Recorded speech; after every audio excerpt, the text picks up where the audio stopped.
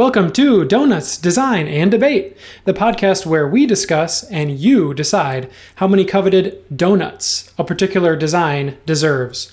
We're your hosts, Matt Robison and Aaron Dietzen, and what are we debating today, Aaron? Today we're going to dive into the world of minimalism. And just so everybody keeps this straight, we're not just going to be talking about minimalism can be applied to anything, really. There's, in fact, a whole lifestyle that syncs itself up with minimalism and calls itself minimalism. We're talking about minimalism design. So this is primarily like an interior design thing where it's often seen as being the minimal amount of furniture or wall coverings or the minimal amount of items in a room and kind of having a finely tuned design based on less is more. Yeah, for sure. I mean, minimalism has a lot of kind of definitions and different waves, and obviously there's the art history side of minimalism and sort of the philosophical minimalism, but of course, being a design podcast, we're talking about how it relates to design. So design, architecture, interior design. So yeah, that's what we'll be covering today. You know, I was impressed looking back and learning a little more about minimalism, just how far back people trace the roots. The term minimalism is fairly new. I think it was 70s or so that people applied minimalism to like interior design, like having a minimalistic view.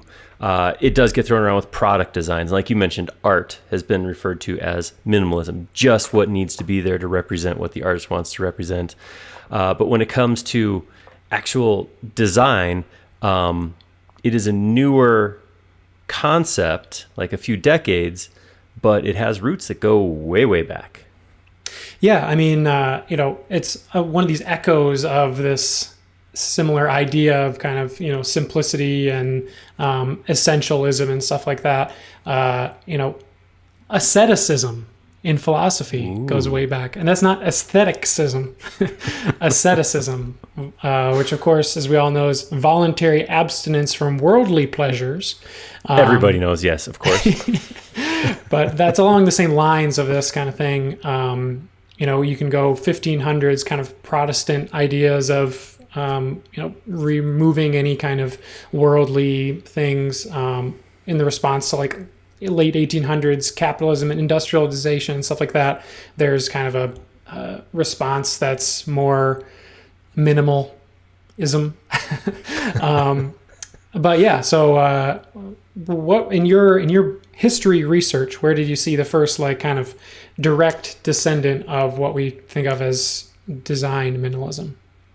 I think it went like, I want to say like 1700s, tracing just the concept of, granted, there were probably times back in the castle where the one table you had was everything you had. So I don't know, not a history buff, but just the idea of slimming down and having less. There's a lot of, like you mentioned, Zen concepts tying in and, having less there to less worldly possessions, focusing on inner peace. There's a lot of those kind of things that tie into it, which was very interesting to read and think about. So it was, I'm learning a lot being part of this podcast. I'm being forced outside of my world of like, sci-fi and classic 90s cartoons. I'm actually like learning some other things. Nice. Well, that's one of the side goals. Like, of course, provide the entertainment for folks and maybe give a little design background, but mainly it's booking you up on design stuff so that if anybody quizzes you, you're the background, That's right. You got the mountain of knowledge beneath you. I'm gonna trick you into learning. That's what we're going to do here. Learn something new every single day. All right, so we're going to get in and start talking about this, and the way this is going to go is we flipped the pro-con coin, and Matt ended up saying the coin decided Matt is going to argue for minimalism, and I'm going to be arguing against minimalism. The coin may be rigged. It's my third pro in a row. Yeah, but hey, you made the coin, so if it's heavier on one side than the other, dang it. But we went back and forth. I flipped for you one time, flipped for me the next time. So I don't know how that works. The coin knows. The coin. So this is it's gonna be fun. We're gonna kind of present our cases to you, our audience, and back it with as much fact as we can. And then we're gonna have you vote against the DDD podcast 5 principles of design. You want to run us through those 5 principles, Matt? Absolutely. The principles of design that we chose are: is this design useful? Does this design have aesthetic appeal? Is this design simple? Is the design environmentally friendly? And last but certainly not least, is the design honest? So something to keep in the back of your head. As soon as we're done here, our live audience will actually be polled against those 5 principles. And you'll get to say, one at a time, is minimalism deserve a donut in each of those categories? So it's a good time. It's fun. It's a good time. Mm-hmm. All right. Well, we done introduced this thing enough, I think. So Pro goes first. So Matt is going to tell us why minimalism is good design. That's right. I am. And, I will keep this short because, Minimalism. Yeah. All right. As Aaron chews on his donut, let me...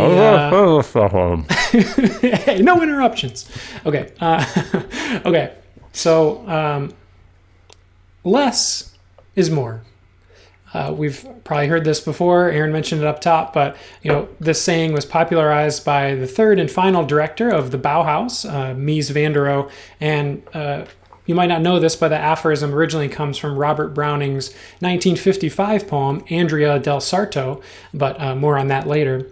Dieter Rams sort of refined that idea to less but better.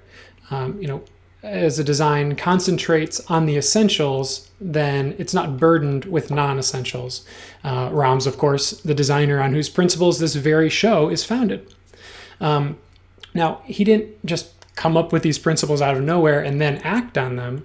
They're the result of, at the time that he wrote them, over 20 years of designing at the highest level. He's a great teacher, and I think we can all learn from him. And as we reach the end of the year, which is of course a time of merriment and indulgence, it's also a time of reflection and self-improvement. Less, but better. Now, I think a lot of the designers out there will agree with me that working towards an ideal design is not when there's nothing left to add, but when there's nothing left to take away. And, I'll bring you back to Browning's poem again, which is the origin of another famous saying: a man's reach should exceed his grasp, or what's a heaven for? As the chaos of consumerist modern life envelops us, and, we enjoy the fruits of our labors this holiday season, let's look to minimalism as a way to flourish in simplicity. Let's design our lives by removing the inessential. Let's rejoice in minimalism's undeniable good design. And let's set an uncompromising intention to seek what's essential to each of us every day. Wow. He evokes the Rams right off the bat. Oh. Hey, I don't know. He's got a lot to do with this minimalism gig here. I'll agree. That was a well put together brief argument. I don't know. Obviously listeners won't be able to appreciate this quite as much, but now you guys know who's pro and con. You might be able to reflect a little bit on the visual appearance of Matt in his Steve Jobs turtleneck there, standing against a white wall, and then. I wore one of my busiest T-shirts with some swirls and colors and stormtroopers, and am flanked by the crap in my office behind me. It just turned out that way. Not necessarily intentional. No, you practice what you preach. There you go. That's you right. You hate minimalism. You're not worth anything. It's bad design. Bad. All right, let's talk about why exactly minimalism is not good design. And I'm going to start by quoting the website Flourishmentary in their article why minimalism sucks, which started with the term, no, more is more. Thank you very much. No, I got a little more than that. All right, so one of the key fundamental building blocks of minimalism is you have less stuff around. If you have less stuff, the idea is you can focus on experiences, you can focus on people and relationships and not the things around you. I think this can be accomplished. You can focus on what's important without ridding yourself of things that can be just as important. We are, as people, made up. We're a conglomerate of everything we go through. We are made up by our experiences and our memories.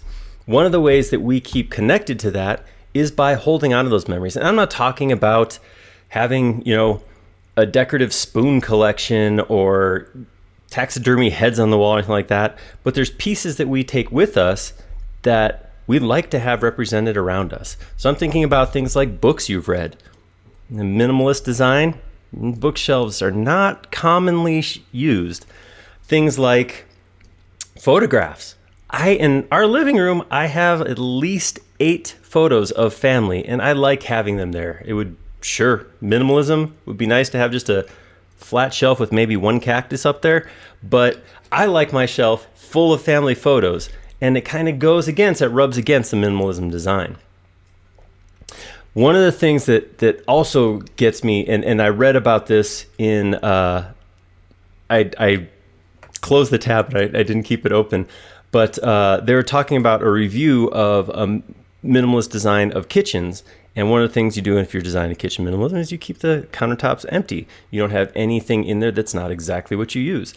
And okay, I get it, but yes, I have an oven, but I like having a toaster too. Getting rid of things because it's not absolutely essential can a lot of times end up causing you more time in the end rather than having the tools that you could do to speed things up, which I would argue gives you more time to enjoy life rather than having to spend twice as long making breakfast.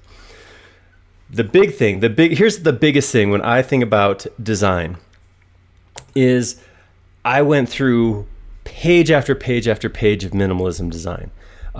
Rooms, products, so many things that are designed with minimalism approach. One of the things they sacrifice is color. And we all know there's a psychology to color. Certain colors have different effects on people's brains. So that aside, there's actually an effect on human brains that comes from not having access to color. A study done in the University of Birmingham tested a large group of colorblind people against people who could see the full spectrum and found that in general, the quality of life in these tests for colorblind people was lower. Their happiness was lower, and they had less positive emotions in the way they reacted to things around them. The summary was because they couldn't see those colors and take them in. So in summary, so to bring this all back around, I do think there's a problem with minimalism. If having only a bed and a shelf in your 1-bedroom apartment was good, that isn't what a jail cell would look like. So that's something to think about. Do we want the designs we're striving for to represent the worst possible place that a civilized society will shove a person? Okay. Interesting. So we're living in a minimalist jail is what you're saying. Anybody who appreciates that kind of design. It's a prison hell of, clean lines and simplicity. Well, technically, I didn't say that. You did, and thank you for making my point. Yes. Well, of course, saying it out loud, everyone in the chat can agree how ridiculous it sounds. I have a couple things to respond to what you said. I think minimalism isn't like removing everything and just going down to one table in your house. It's removing everything that's not essential to you. Like, look, if you like toast, you can still get a toaster. Minimalism doesn't dictate what you can and can't have. It's just like, well, if you if you don't like that, then you wouldn't have it. But if you do, you would. It's just what you need. Removing the inessential. And I think when you talk about the color thing, like no matter what design, you can still have, it doesn't have to be like a bright pink room. It can still have what interior designers obviously are very well known for, saying pop of color or like accent color. And without the variability between, a more neutral and a more saturated color, where like the dichotomy, the difference of those, the contrast doesn't show as much. And also, you're talking about the color blindness thing. I think that accessibility in design is a thing that's very talked about now for a good reason. And, I think colorblind people can be happy too. And I think we can design with them in mind. So I don't necessarily think that that's a bad part of minimalist design. I think maybe they're just more accommodating than you used to being. So you're saying that instead of getting a full range of textures and colors that I have in my, I don't know what this design's called, guy's guest bedroom with leftover furniture shoved into it aesthetic that I have, instead of absorbing those colors and textures, I should be happy with a bunch of flat, clean lines and maybe a pop of color from a single red cushion on my white couch. Well, one of the things I think that minimalism does so well is bring the outside in, the environmental aspect of like a lot of natural light and big windows and really being a place that's aware of its surroundings and where it's being built. That's you don't want to deny the natural beauty. So, I think let's let nature speak for itself. And in doing so, we also remind ourselves how we are part of the environment and how environmental friendliness is key to our sustainability as a species going forward. Well, you can try to say that, but I will say I've been outside a few times and there's a lot of colors. There's also a lot of dirt. There's disorganization. There's very few clean right angles. So I don't know if nature agrees with you. Hey, let's create our own space and let nature come in. How about that? We are the beasts. No, we are. That's true. Yeah. Cool. Well, you want to get to the polls? Is that what you're angling for? This is the big part. This is where it all comes down to. So we've seeded your brains with some concepts, some ideas, but now it's up to you, the audience, to make the right choice as we go through and vote on each of these principles of design. Mm-hmm. Yeah. So first one, and also I'll point out, Ron says it's order versus chaos. That's exactly right. The chaos of the modern industrialized world and the serenity and order of what is considered good design, which of course is minimalism. So the first poll is minimalism useful? I'll let you start this one. No. I mean, by definition, usefulness would be having design that serves a purpose. So I need to get a thing done. I have what I need to get the thing done there. Minimalism by design takes away everything except for what is absolutely necessary. So anything that steps beyond a place to sit, a place to set one coffee cup, we strip it down, then it becomes less useful. And it's just harder to be doing the things you need to do in a fully minimalist design. I think if the need is there to do more than one thing, then that can be part of the design. The idea of design is, sort of by definition, reducing something, whether it's a product, a space, whatever it is, to the most usefulness of a design and disregarding anything that could possibly detract from that. So it's just sort of definitive. It's part of the... I feel like minimalism and design sort of have a lot of overlap. So I kind of feel like I got a head start here, but... I sort of feel like usefulness got a donut right there. One donut in the bag. Put them up. All right. You have spoken. I should throw out to anybody who's listening to this and isn't able to join us in the live recordings. We do record these live on Crowdcast. If you check out our forum, forums.sketchup.com, we'll actually list when each session is, and you can see what the next one is, and join us live and actually get an opportunity to vote. Yeah, and let your voice be heard. And again, chat points out that humans strive to make order from chaos. So that's what makes us human, really, is minimalism. Okay, the next question is, does minimalism have aesthetic appeal? So I'll turn that poll on here. All right. Well, hey, gentlemen, please go for it. Tell us why there's an appeal to stripping down to bare walls and white couches. Well, I think when someone thinks of design, I think minimalist design perhaps is the first thing that comes to mind, and there's good reason for that, because aesthetic is such an important part of a minimalist design. Aesthetics of a product or a space or the architecture or whatever brings this calming sense, and it enhances our overall well-being. So, it's not only photogenic, and imagine like pictures in a magazine talking about design.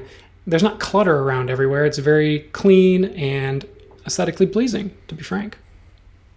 And this is where, again, I would say that when I look for something, what is aesthetically pleasing, I do like colors. I like forms. I like, if it's a place I'm living, I like a place that looks like I live there. I like the idea of having more than stark contrast and clean lines. So for me, I understand the geometric satisfaction with everything being really clean and that sort of thing. But I think there's so many design styles that take advantage of things like more materials, different textures, different feels. And I think that's a big part of aesthetic design that minimalism turns its back on. Yeah, I think the design can sort of let you speak for yourself in your own personality and your own, way of being and living, and communicating and all other things. You don't necessarily have to be defined by, what you collect. Well, looks like a second donut has been earned for minimalism. Number 2. Love it. You guys are living up to the dream. Okay, next one. Is minimalism simple? Go ahead. Let me have it. Okay, so all right. Free your minds. Imagine, if you will. Oh, it's hard to argue against minimalism being simple because there's not much to it. But at the same time, there's a very structured requirement to have somebody look at something and go, ooh, minimalism. And that's cutting it down to less than what you have. That is being very intentional about only certain things are going to give that minimalist look or design. I think a lot of furniture, when I think about, what would work minimalism design, don't work. You have a lot of curves or multiple materials. It's not going to satisfy that. So I would think that when it comes to it, creating the proper minimal design is not a simple process. It's not a simple room to put together. It's actually going to be a lot of work. Yeah, and I don't think it's simple to do. The idea here is that it's simplifying. By definition, minimalism is simplifying whatever possibilities there are down to just the strict need of the design. So I think when we remove the inessential, that's what we're doing. We're getting to the core of whatever we need. I think this is just purified simplicity and removing anything that is inessential. Simple is minimal. Minimal is simple. It's by definition. It's just what it is. So okay, stop stalling for votes. I think we heard you, and you didn't get that point. Wow, yeah, that's a surprise for me. No donut for simplicity. Nope. Wow. Okay. All right, let's see how you fare on design is environmentally friendly. Okay, here we are for environmentally. Is this my one to start? I can't remember. Yeah, you're up. Okay, so minimalist design is using only the essential materials that are needed, less production of goods, less manpower, less energy is needed, less equipment, less packaging, less production, less transportation. A 2015 Yale study found that household consumption contributes to over 60% of greenhouse gas emissions. This is a problem that by using the mindset of minimalism, we can make meaningful change in the future. My only thing to say here is that one of the things that minimalism does not take advantage of is not as many natural materials, not as many natural materials again, twice as not as many materials. Double the materials not taken advantage of. It tends to be a lot. We tend to see a lot of processed items, synthetic materials, that sort of thing. So I think a lot of non-renewable materials go into many of the minimalist designs that I saw as I was researching this. Yeah, more easily recycled materials, for instance. It's a good point. Not good enough. Okay, All right. One more donut. Three in the bag. Let's make it a clean baker's, not a baker's dozen, but a baker's 4, whatever that is. Okay. Baker's third.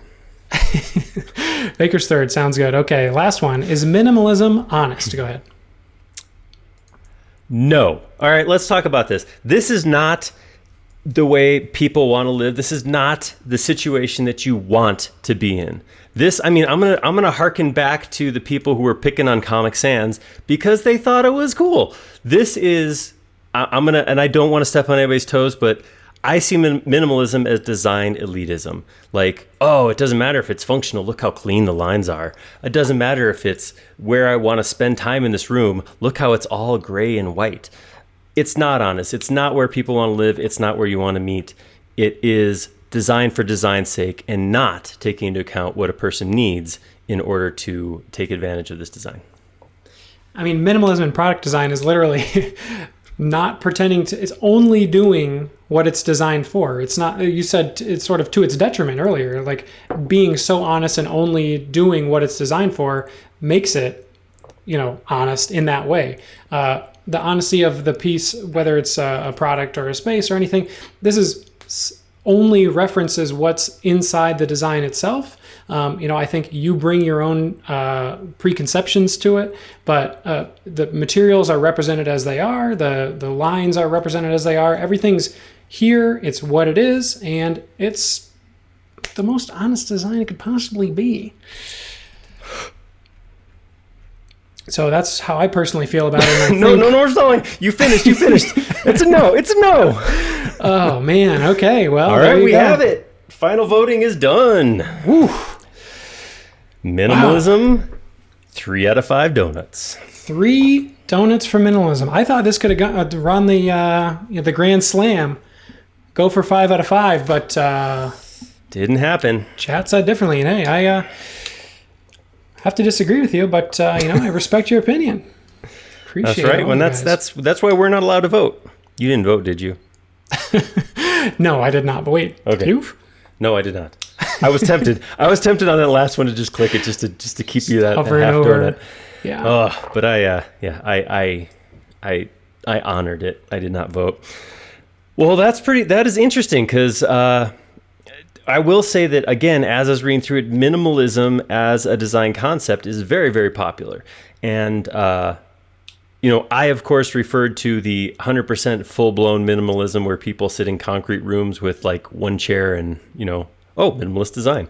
But of course, there's aspects of minimalism that come through and do blend with other design aesthetics. So it is a very popular concept, and I am seeing more and more of it coming through. Even in product design, like products you can buy at big box stores. You can go to Target and buy something that's very just straightforward, what it's supposed to be, simple lines and that kind of thing. Mm-hmm. Yeah, I feel like any designer nowadays, or not, I don't want to speak for all designers, but I feel like minimalism is sort of a tool in the toolkit of a way to think about things. Then you can also add ornamentation. It's not like A or B, one or the other, unless you're arguing against somebody who says it's bad design, then it is. Yeah. So, when you have to take that hard stance one way or the other, then you definitely turn a blind eye towards some things. Yeah. Okay, cool. Well, yeah, thanks everybody in Crowdcast here for voting. Thanks for everyone listening. Is there any other kind of housekeeping stuff before we wrap up here? Like I said, this is our last podcast of the year 2021. We'll be starting up again in January of 2022. We're going to mix it up a little bit. We're going to try to get some guests on here to help us get some fresh points of view. So it's going to be a good time. Please do join us if you don't already. Do subscribe, download this podcast. If you're watching on YouTube, you're welcome.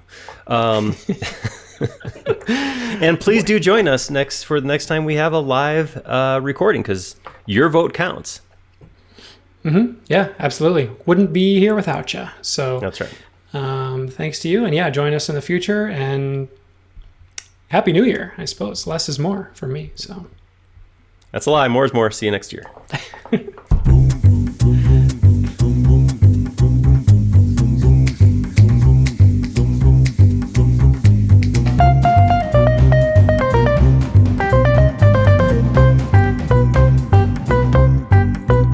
This has been a Trimble Media production. Thanks for listening to Donuts, Design, and Debate.